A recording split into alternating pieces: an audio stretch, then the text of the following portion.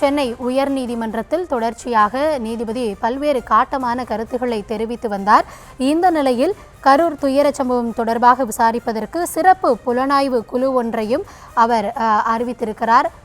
வடக்கு மண்டல ஐஜி அஸ்ரா கார்க் தலைமையில் சிறப்பு புலனாய்வு குழுவும் அமைக்கப்பட்டிருக்கிறது.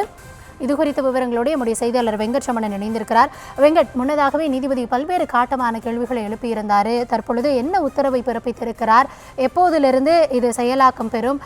இந்த உத்தரவின் குறித்தான முழுமையான விவரங்களை பகிர்ந்து கொள்ளலாம்.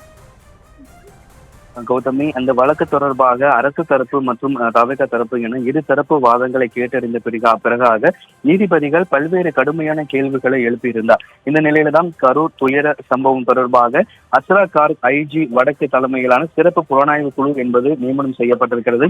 வழக்கு ஆவணங்களை உடனடியாக கரூர் போலீசார் ஒப்படைக்க ஒரு நீதிபதி உத்தரவு என்பதை பிறப்பித்திருக்கிறது.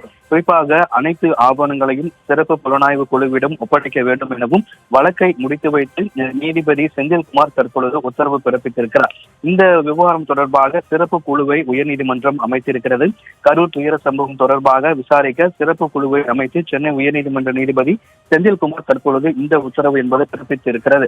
இருதரப்பு வாதங்களை கேட்டறிந்த நீதிபதி இதற்கு முன்னதாக பல்வேறு கேள்வி அரசு தரப்பு மற்றும் தவிக தரப்பு என இரு தரப்பிலுமே பல்வேறு கேள்விகளை எழுப்பியிருந்தார். நீதிமன்றம் இந்த விவகாரத்தை கண்மூடிக்கொண்டு இருக்க முடியாது எனவும் நீதிமன்றம் மௌனமாக இந்த விவகாரத்தை பார்த்து கொண்டிருக்க முடியாது, மொத்த உலகமே இதற்கு சாட்சி என நீதிபதி பல்வேறு கேள்விகளை எழுப்பியிருந்த நிலையில இந்த வழக்கு தொடர்பாக அஸ்ரா கார்க் ஐஜி வடக்கு தலைமையிலான சிறப்பு புலனாய்வு குழு என்பது அமைக்கப்பட்டிருக்கிறது.